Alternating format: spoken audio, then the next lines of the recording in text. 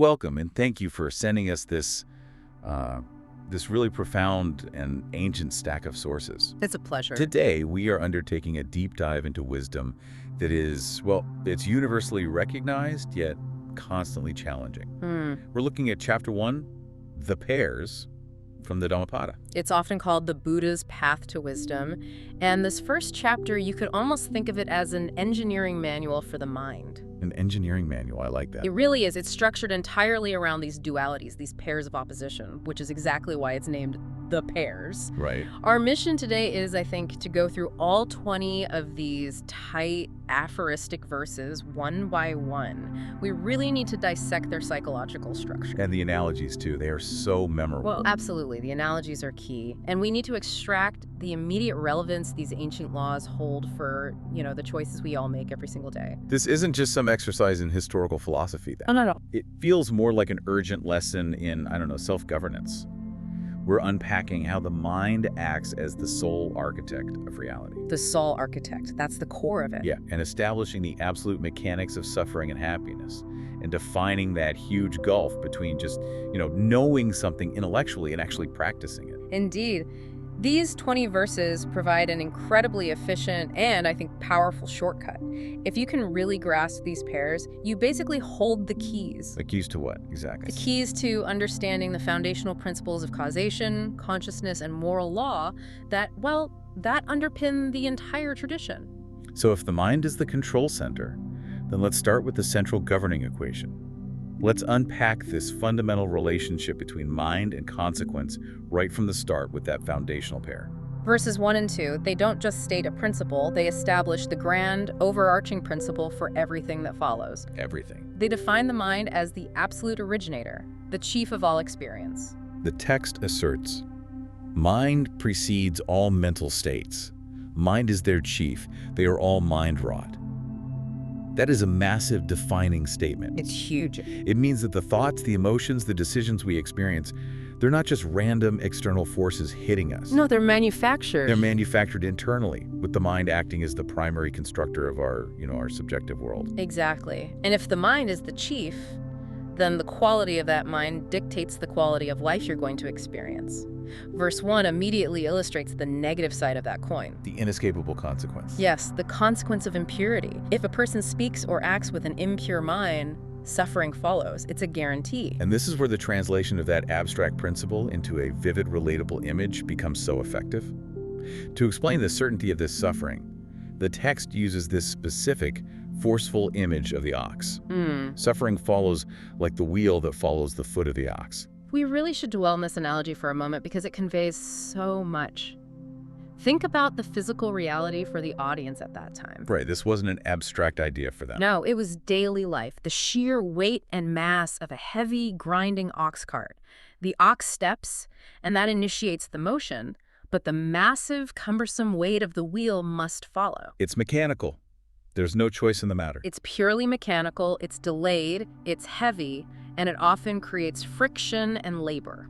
It's the perfect analogy for sort of karmic inevitability, isn't it? It is. The action, the impure deed, the ox's foot, it creates the subsequent suffering, which is the crushing, grinding wheel. Yes, and it emphasizes that this consequence isn't some random punishment from the gods. Right, it's not external. It's a structural function of the initial cause. It's inescapable and heavy. It suggests that suffering is literally the weight you yourself choose to pull. And then verse 2 immediately offers the perfect mirror image, the joyful consequence. The other side of the pair. If that same person speaks or acts with a pure mind, happiness follows.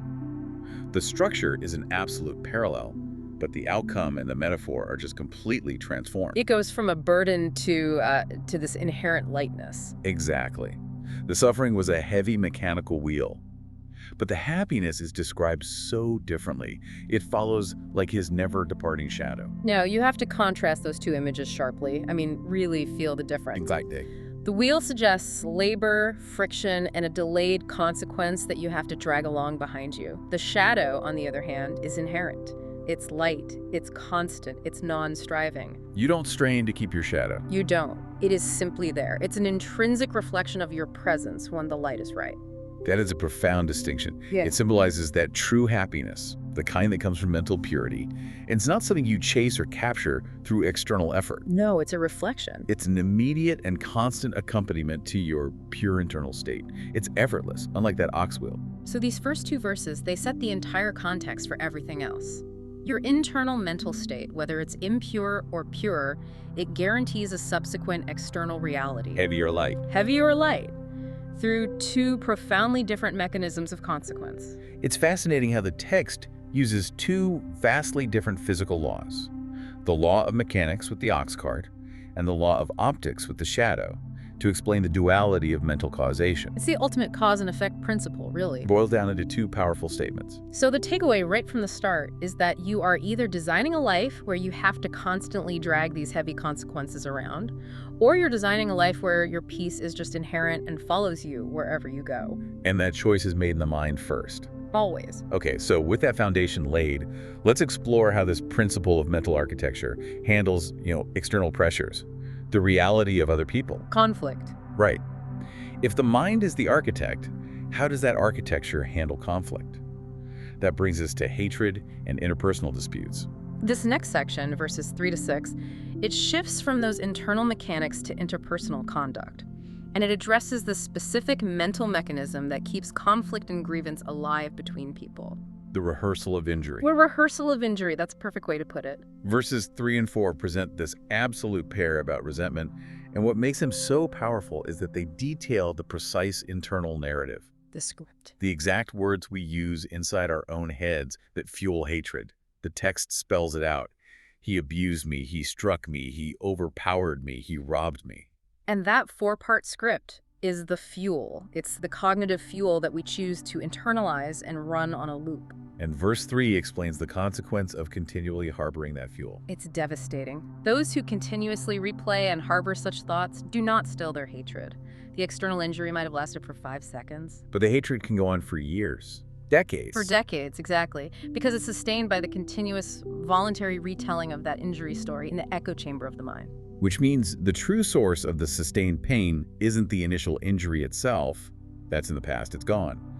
But the deliberate choice to keep that narrative of victimhood on a perpetual loop. You're hurting yourself. We are hurting ourselves by refusing to drop the mental script. Precisely. We confuse remembering what happened with a justification for retribution. And verse 4 provides the antidote, the path to release. So simple, but so hard. It is. Those who do not harbor those specific thoughts do still their hatred. The power lies entirely in the mental refusal to accept the script of injury as a permanent part of your identity. You starve the emotional fire of its cognitive fuel. That's it. You just stop feeding it. And this psychological diagnosis leads directly into verse 5, which presents a universal law. This isn't just advice, it's framed as an immutable dictum.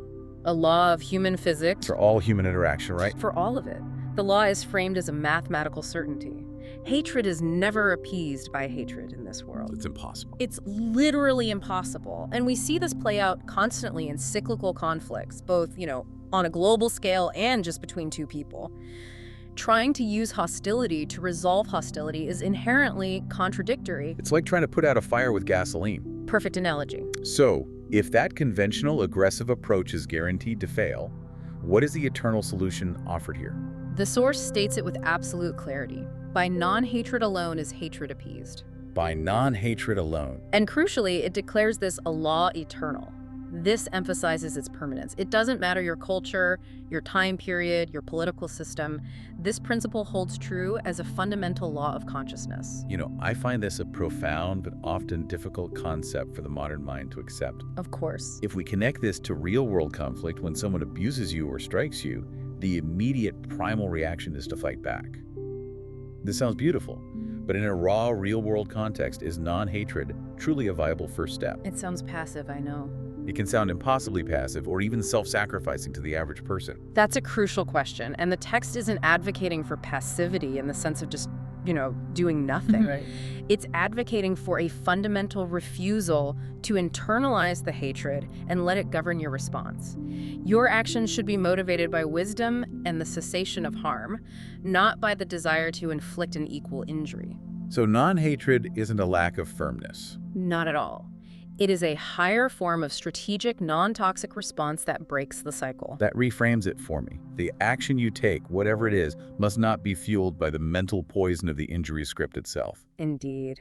In the discussion of conflict resolution, it reaches its climax in verse 6, which uses mortality as the ultimate mediator for petty disputes. We talked earlier about a blind spot people live with. A huge one. There are those who do not realize that one day we all must die. This ignorance, this deep-seated belief in our own personal permanence, allows these small grudges and trivial resentments to consume enormous amounts of our energy and time. When you treat your time as if it's infinite, any dispute, however small, feels worth fighting to the bitter end. Of course. The stakes feel huge. But the insight offered here is the ultimate cognitive reframing tool. But those who do realize this settle their quarrels. The moment you connect the realization of impermanence and mutual mortality to your current squabble, the scale of the conflict just shrinks dramatically. Puts it in perspective. Right. Why spend your finite time, which is precious precisely because it is short, holding on to a transient dispute? It reframes the conflict not as a matter of justice, but as a poor allocation of a very limited resource. Exactly. The understanding of mutual mortality provides the necessary perspective to prioritize reconciliation and release over holding on to a grudge.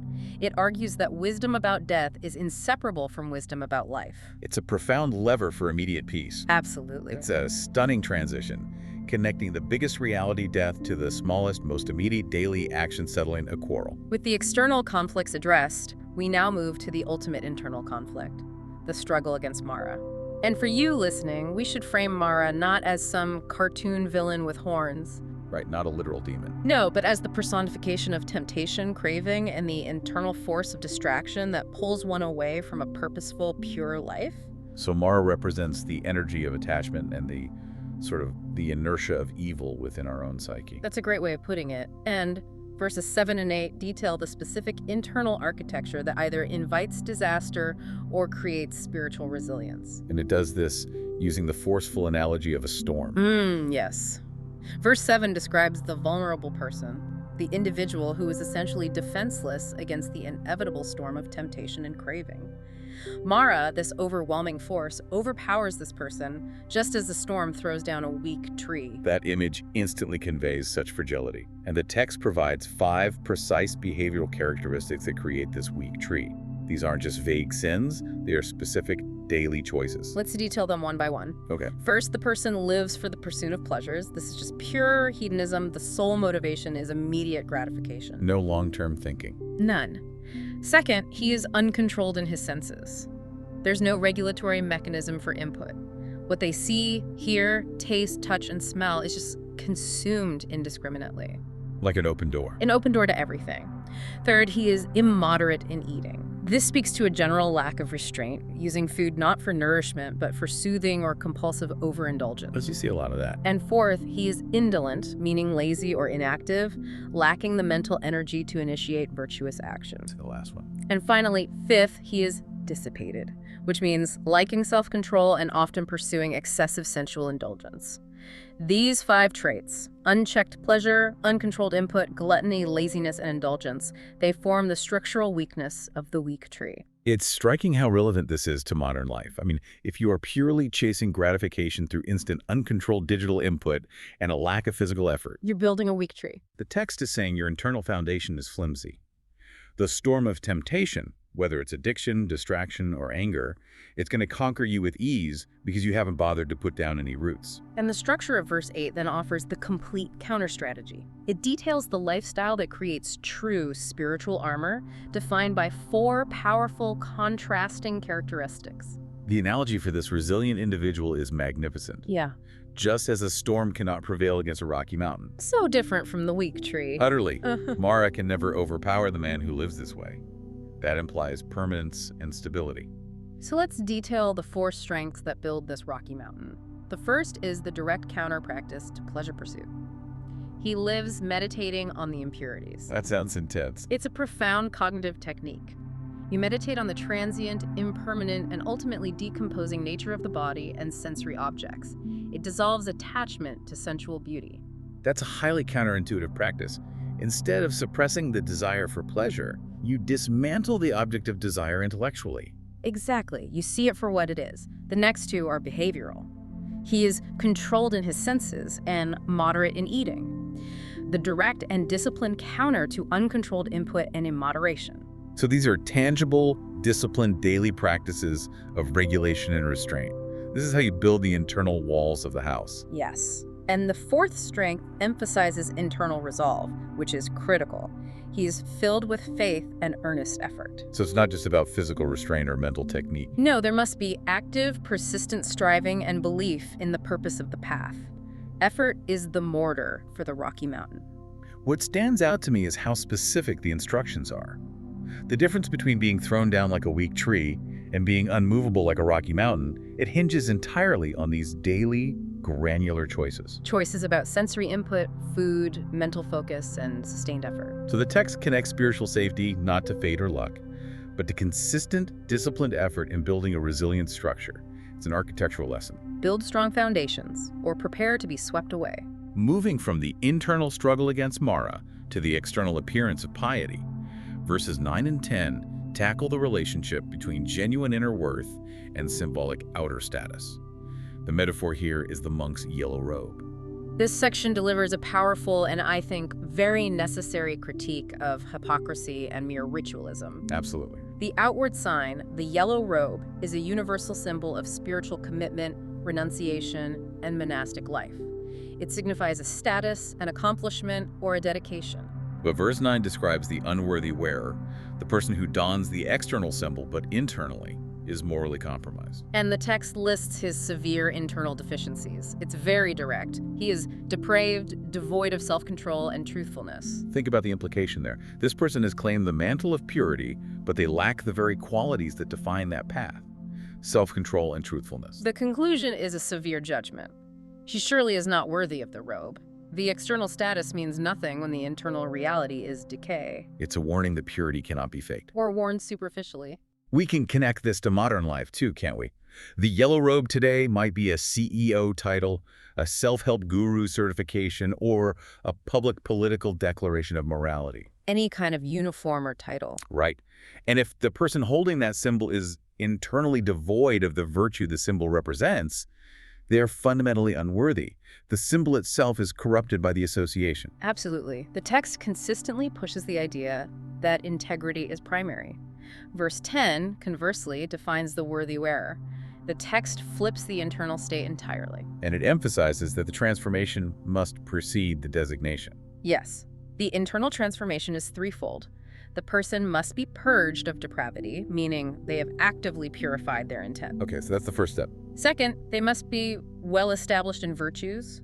This is about consistent behavior, not just sporadic goodness. And third, And critically, they must be filled with self-control and truthfulness. only when these internal realities are established can the source conclude he indeed is worthy of the yellow robe. The worthiness is earned through internal labor. It's not conferred by the fabric.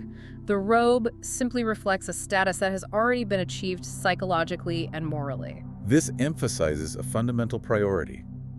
The source consistently places self-control and internal intangible virtue far above outward status, uniform, or public reputation. It's an essential lesson in intellectual honesty. It tells us to look past the titles and focus on the deeds. That concept of intellectual honesty leads us directly into verses 11 and 12, which deal with the necessity of right thought. Right thought.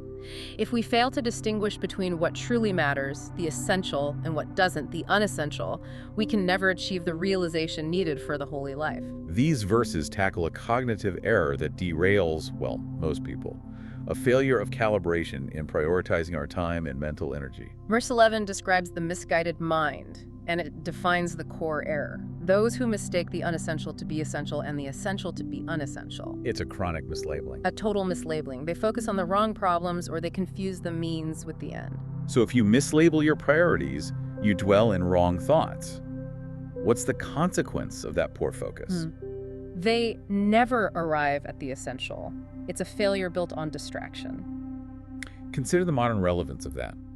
The essential goal might be mental peace or genuine connection with others.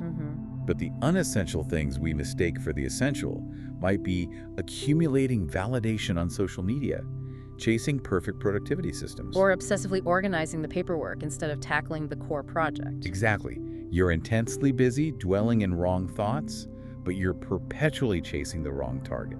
So what does this all mean then? Well, the pursuit of superficial goals blocks profound realization.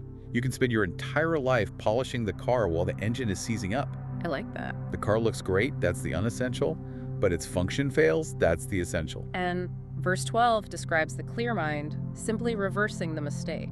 These are those who know the essential to be essential and the unessential to be unessential. They have the mental clarity to correctly label and prioritize their efforts. By dwelling in right thoughts, by focusing their finite resources on the things that actually produce lasting transformation, they do arrive at the essential. It's a powerful mandate for clear, critical thinking in every aspect of life, spiritual or mundane. The difference between success and failure here is simply the intellectual rigor to identify the signal beneath the noise. The contrast is between living a life dominated by fleeting external concerns, the unessential, the things that pass away, and dedicating your mental energy to the profound transformative truths, the essential. And that sharp focus dictates whether or not you ever truly achieve inner liberation. Now, we take that lesson of mental architecture and apply it specifically to emotional resilience. Right. Using the structure of a house to illustrate protection against passion. And passion here acts as the analogy for destructive emotional forces, right? Yeah. Like desire, anger, strong, turbulent feelings that just flood the psyche. This section uses a powerful, universally understood image, the integrity of a roof, to describe the integrity of the mind. It illustrates how a lack of internal effort translates directly into vulnerability. Verse 13 uses the image of the ill-thatched house. The analogy is stark and immediate, rain breaking through an ill-thatched house. The mental state this represents is the undeveloped mind. The lack of internal structure, the absence of preparation, planning, or emotional processing skills. It means the external force of passion just breaks through easily. And the result is internal damage and misery.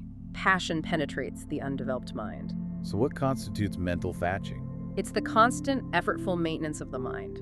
Meditation, clear planning, setting boundaries, processing difficult emotions rather than avoiding them. An undeveloped mind is passive and porous then.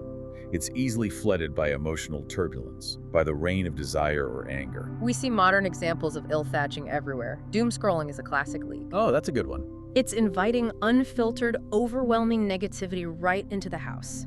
Emotional avoidance is leaving holes in the roof.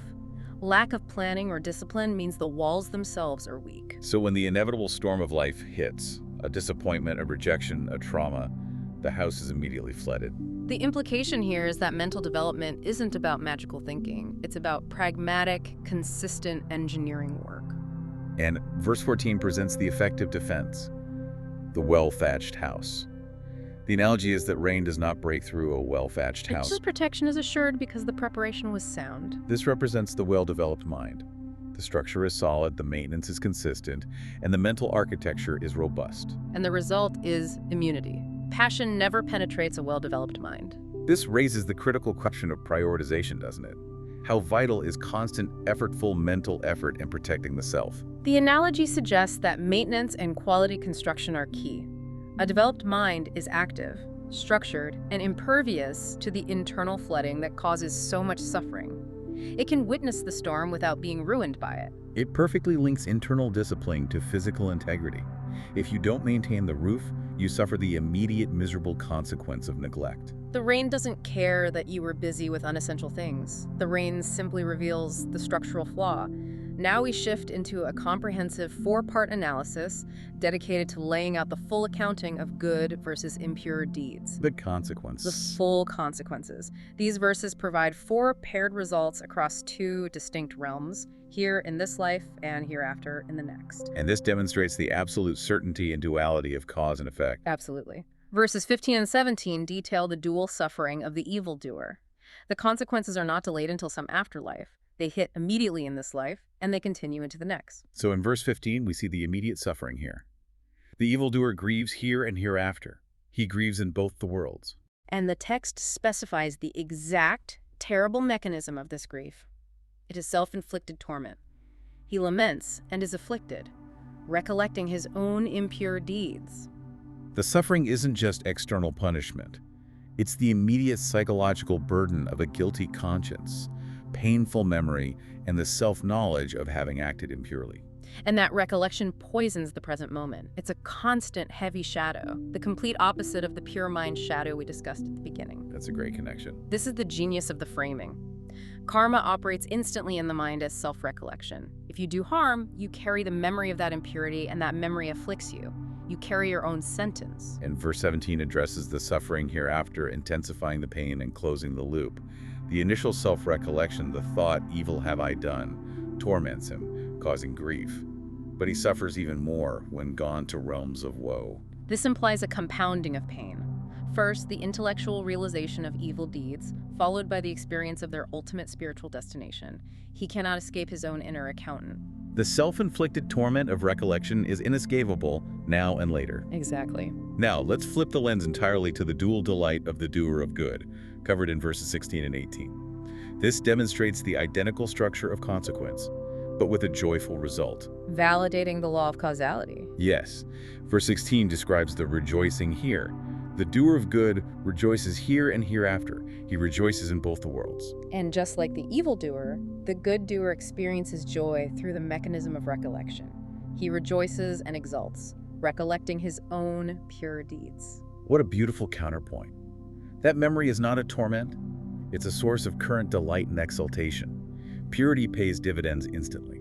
In the quiet peace of mind and the psychological buoyancy it creates. The immediate psychological benefit is profound.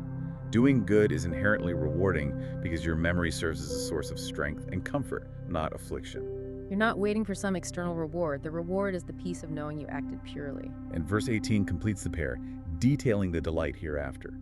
The thought, good have I done, delights him in the present. And that delight is amplified. He delights even more when gone to realms of bliss. This section systematically closes the loop on cause and effect. Whether evil or good, the consequences are dual grief or delight, and they are triggered by the internal mechanism of recollection. Your actions define your memory, and your memory defines your experience, crossing the boundaries of life and death. We arrive now at the final and I think the most critical pair, which functions as the ultimate test of the entire chapter. I agree. It defines the crucial difference between intellectual knowledge, knowing the 18 verses we just discussed, and transformative application. This pair is a powerful critique of scholarly futility and, you might say, spiritual tourism. It distinguishes absolutely between a person who studies the map and the person who actually takes the journey. Verse 19 describes the cowherd of texts, the person who possesses vast intellectual knowledge without corresponding action. The activity is voluminous recitation. Right, he recites the sacred texts much. But the key qualifier is that he acts not accordingly. He is explicitly called that heedless man. And the analogy for this failure is one of the most brilliant in the text. It's fantastic. He is like a cowherd who only counts the cows of others. Let's break down the futility here. The cowherd performs the necessary labor counting, organizing, verifying the stock, but he doesn't own the cows. He doesn't benefit from their products like milk, cheese, or the wealth they represent. He is merely an accountant of another's wealth. This perfectly symbolizes the futility of intellectual mastery without ownership or application. Recitation without practice means the profound benefits belong to the ideas, the texts, or the teacher. Not to the person reading them. Not to them. They have the information, but they refuse to integrate it. And the inevitable consequence for the cowherd is that he does not partake of the blessings of the holy life. He is spiritually bankrupt despite being surrounded by wealth. Exactly. We see this failure everywhere today. It's the person who consumes endless self-help content without changing a single habit. Or the one who reads 20 books on fitness but never works out. Or the spiritual tourist who collects wisdom quotes but lacks the humility to apply them. They have the map, but they refuse to take the journey. Precisely. They mistake the acquisition of information for genuine transformation. Now, verse 20 offers the ultimate contrast, the practitioner. The focus is entirely on action and integration over the sheer volume of knowledge. The practitioner may recite the sacred texts little, meaning they might not be the most verbose scholar, but critically, they puts the teaching into practice. Practice is the defining factor, not the size of their library. And the verse goes into detail about what that practice entails, listing the core requirements for internal transformation. It means actively dismantling the sources of pain, forsaking lust, hatred, and delusion. That's the heavy, grinding work of purification. It is. And by doing this practical, difficult internal labor, the person achieves true wisdom and emancipated mind. This internal freedom results in clinging to nothing of this or any other world. Non-clinging is presented as the ultimate sign of mental development and freedom. And the consequence for this practitioner is the highest reward. He indeed partakes of the blessings of a holy life. He owns the results because he did the work. The wisdom is integrated, the benefit is immediate, and the structure of the mind is now found. If we connect this back to the beginning, the entire chapter 1 serves as the teaching. The 18 verses teach you the laws of the mind. And the final 2 verses tell you that knowing those laws is worthless unless you actually live them. The whole deep dive hinges on this final pair. It's the perfect end to the chapter, forcing you, the listener, to assess your own motivation. Are you merely counting the concepts, or are you actually using them to build your well-thatched house, to become the Rocky Mountain, and to refuse to harbor the internal script of injury? We have completed an exhaustive walk through 20 powerful statements one by one. We've established the mind as the essential architect of suffering or joy, detailing how impure thoughts create the heavy mechanical burden of the ox wheel, and how pure thoughts allow the lightness of the shadow. We analyze the duality of cause and effect through the lens of interpersonal conflict, establishing the eternal law of non-hatred and the liberating perspective of mortality. And we've defined the internal conditions that make us either a weak tree, vulnerable to Mara, or an unmovable Rocky Mountain protected by discipline. And we identified the necessity of intellectual honesty, distinguishing the essential from the unessential, and the crucial difference between the appearance of piety and the reality of virtue. Crucially, we've seen that consequences, both good and bad, are measured immediately through the inescapable mechanism of self-recollection now and in the future. The core message from the pairs is an urgent call to action. The law is eternal, the focus must be internal, prioritizing self-control and virtue, and application is everything. These verses provide a direct, actionable shortcut to understanding the foundational moral and psychological laws governing human experience. They really do. That brings us to our final thought for you, the listener. We have just completed an intensive analysis of 20 profound mental laws. The ultimate test of this information, according to the final pair, is practice.